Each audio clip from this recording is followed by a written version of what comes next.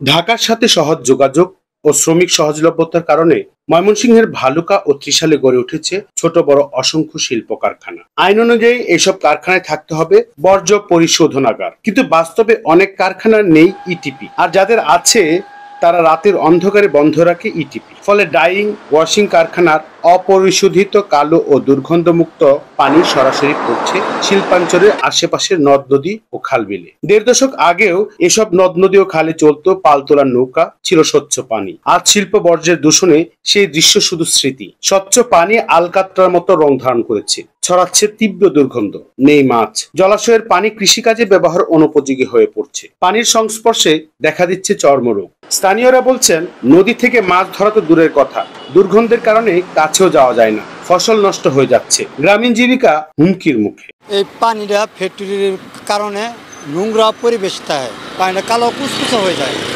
বৃষ্টি পড়লে একটু বেশি পানি হয়ে যায়, ওই সময় একটু ফসা হয়, একটু কালার আসে, এমনি নোংরা গন্ধ, মানে পানিটা অনেক বৃষ্টি গন্ধ করে। বৃষ্টির কারণে ক্ষেত পালা আবাদ করা যায় না। এই নোংরা পরিবেশের কারণে ঘাস পর্যন্ত মারা যায়, গরু ছাগল অসুস্থ।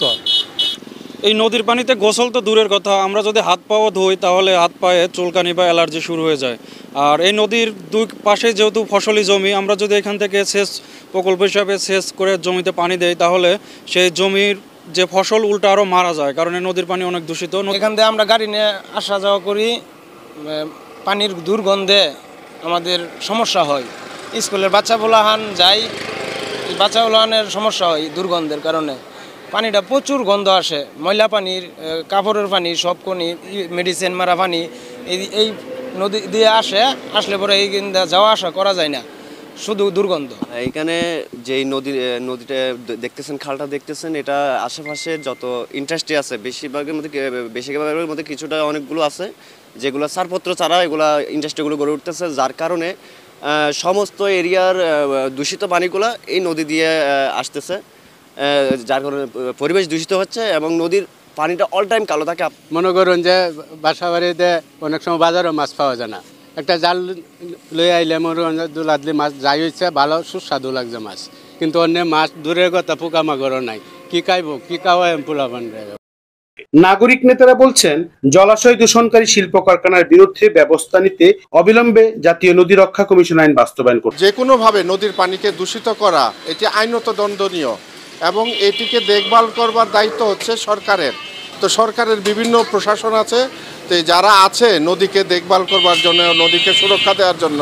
তো আমরা দুঃখের সঙ্গে লক্ষ্য করছি যে এসব কোনো কর্তৃপক্ষই নদীকে সুরক্ষার জন্য কোনো কাজ করছে না। সরাসরি ড্রেনের তাজা মল নদীতে ফেলছে, কলকারখানার দূষিত পানি নদীতে ফেলছে।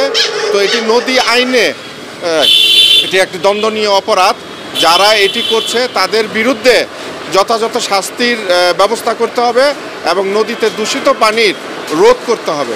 এদিকে পরিবেশ অধিদপ্তর জানায়, শিল্পাঞ্চলের ইটিপি কার্যক্রম পর্যবেক্ষণের জন্য বসানো হয়েছে আইপি ক্যামেরা। যেখানে অনিয়ম ধরা পড়েছে সেখানে আইন অনুযায়ী ব্যবস্থা নেওয়া হচ্ছে। আমরা যখন ভিজিটে যাই, বিশেষ করে দিনের বেলায়, তখন তারা কিন্তু তাদের ইটিপি করে চলে, কিন্তু অনেক সময় রাত্রেবেলায় তারা ইটিপি বন্ধ রাখে। তো এটা আসলে রাত্রিবেলায় অনেক সময় মনিটরিং করা আমাদের জন্য বেশ কষ্টসাধ্য হয়ে যায়। তো এই রাত্রিবেলা মনিটরিংয়ের জন্য আমরা আইপি ক্যামেরা স্থাপনের জন্য আমাদের সংশ্লিষ্ট যে শিল্প প্রতিষ্ঠানগুলো আছে সে সমস্ত মালিকদেরকে আমরা বিভিন্ন সময় তাগিদ দিয়েছি।